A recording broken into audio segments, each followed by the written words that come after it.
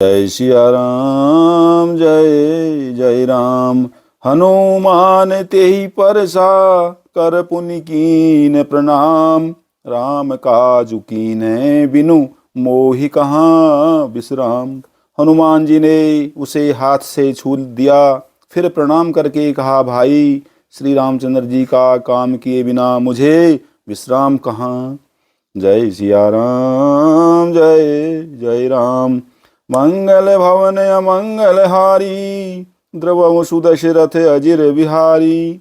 जात पवन सुत देवन देखा, जाने कहूँ बल बुद्धि विसेखा। सुरसा नाम अहिन कई माता, पठ इन्हीं आई कही तिहि बाता। देवताओं ने पवन पुत्र हनुमान जी को जाते हुए देखा।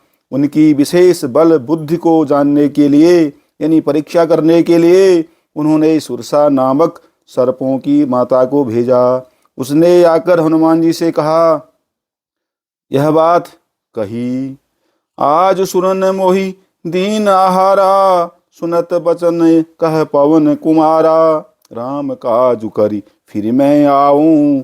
सीता कई सुधि प्रभु ही सुनाऊं। आज देवताओं ने मुझे भोजन दिया है। यह वचन सुनकर पवन कुमार हनुमान जी ने कहा, श्री रामचंद्र जी का कार्य करके मैं लौट आऊं और सीता जी की खबर प्रभु को सुना दूं। तब तब बदन पैठी हूँ आई, सत्य कहूँ मोहि जान दे माई।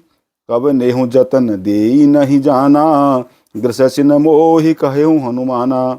तब मैं आकर तुम्हारे मुंह में घुस जाऊंगा, तुम मुझे खा लेना हे माता। मैं सत्य कहता हूँ, अभी मुझे जाने दे। जब किसी भी उपाय से उसने नहीं जाने दिया, तब हनुमान जी ने कहा, तो फिर मुझे खा न लो। जो जन भरि तेहि बदन पसारा, कपितनु कीन दुगुन विस्तारा। सो रह जो जन मुख तेहि ठयऊ, तुरत पवन सुत 32 भयऊ। उसने योजन भर यानी 4 कोस में मुंह फैलाया। तब हनुमान जी ने अपने शरीर को उससे दूना बढ़ा लिया। उसने 16 योजन से मुख किया तो हनुमान जी तुरंत ही 32 योजन के हो गए। जैसे जैसे सुरसा बदन बढ़ावा, तासु दून कपि रूप देखावा। सत जोजन तेहि आनन कीन्हा, अति लघु रूप पवन सुत लीन्हा। जैसे जैसे सुरसा मुख का विस्तार बढ़ाती थी, हनुमान जी उसका दूना रूप दिखलाते थे। उसने 100 योजन यानी 400 कोस का मुख किया। तब हनुमान जी ने बहुत ही छोटा रूप धारण कर लिया। बदन पठई पुनि बाहिर आवा, मांगा विदाता ही शिरुनावा। मोहि सुरन जेहि लाग पठावा, बुद्धि बल मरम तोर में पावा। और वे उसके मुख में घुसकर तुरंत फिर बाहर निकल आए और उसे सिर नवाकर विदा मांगने लगे। उसने कहा, मैंने तुम्हारे बुद्धि बल का भेद पा लिया, जिसके लिए देवताओं ने मुझे भेजा था। राम काजु सबु करिहऊँ, तुम बल बुद्धि निदान। आशीष दे गई सो हरसि चलेऊ हनुमान। तुम श्री रामचंद्र जी का सब कार्य करोगे, क्योंकि तुम बल बुद्धि के भंडार हो। यह आशीर्वाद देकर वह चली गई। तब हनुमान जी हर्षित होकर चले। जय सिया राम जय जय राम। मंगल भवन अमंगल हारी, द्रवहु सुदशरथ अजिर बिहारी। निशिचरी एक सिंधु महु रही, करि माया नभु के खग गई। जीव जंतु जे गगन उड़ाही, जल बिलो की तिन्ह के परिछाही। समुद्र में एक राक्षसी रहती थी। वह माया करके आकाश में उड़ते हुए पक्षियों को पकड़ लेती थी। आकाश में जो जीव जंतु उड़ा करते थे, वह जल में उनकी परछाई देखकर गहई छाह सक सोन उड़ाई। यही विधि सदा गगन चर खाई। सोई छल हनुमान कह कीना, तासु कपट कपि तुरत ही चीना।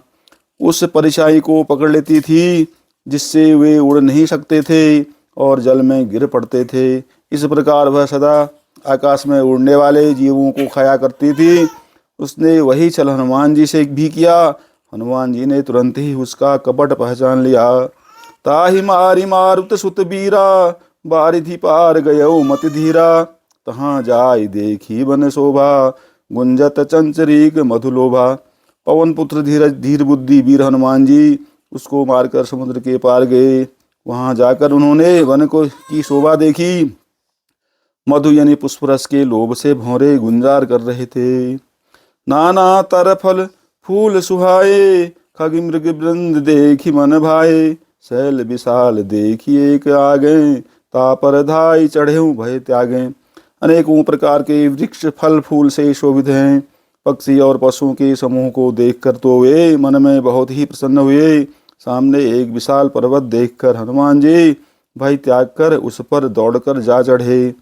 उमान कछु कपिकै अधिकाई, प्रभु प्रताप जो काल ही खाई। गिरि पर चढ़ी लंका तेहि देखी, कहीं न जाय अति दुर्ग विषेखी। शिव जी कहते हैं कि हे उमा, इसमें बानर हनुमान की कुछ बड़ाई नहीं है। यह प्रभु का प्रताप है जो काल को भी खा जाता है। पर्वत पर चढ़कर उन्होंने लंका देखी। बहुत ही बड़ा किला है, कुछ कहा नहीं जाता। अति उतंग जल निधि चहुपासा, कनक कोट कर परम प्रकाशा। वह अत्यंत ऊंचा है, उसके चारों ओर समुद्र है। सोने के परकोटे यानी चार दीवारी का परम प्रकाश हो रहा है। जय सिया राम जय जय राम। मंगल भवन अमंगल हारी, द्रवंशु दशरथ अजिर बिहारी।